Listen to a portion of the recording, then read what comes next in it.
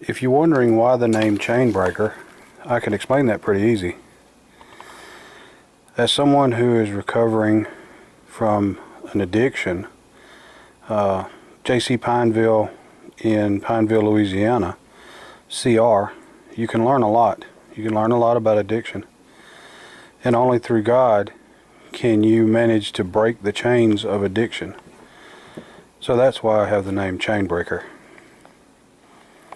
I've got a story for you. It's about the blessings that can be received. No, it's about the blessings that are received.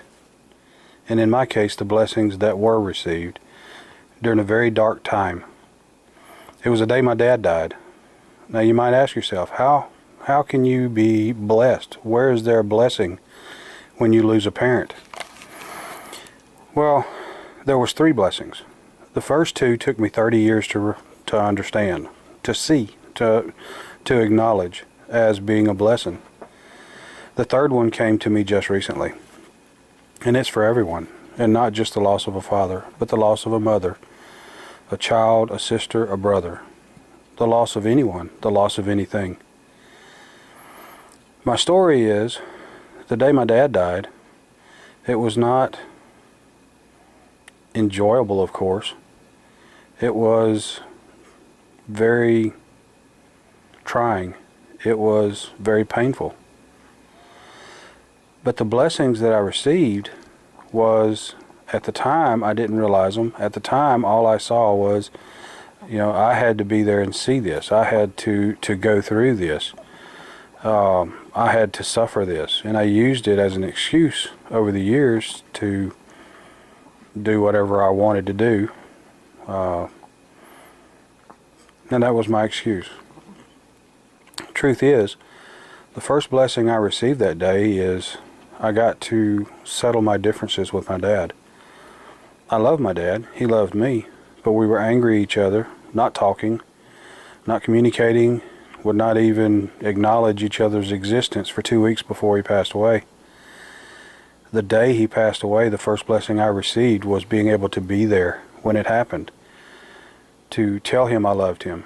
To tell him I was sorry. For us to both settle our differences. I could see in his eyes that he saw, acknowledged, and knew what I was saying, though he could not speak. The second blessing I received that day was the fact that I was able to be there with my dad so that he did not die alone. How many times has people died alone in their life? Quite a few. My dad did not have to die alone. He would have had I not been there.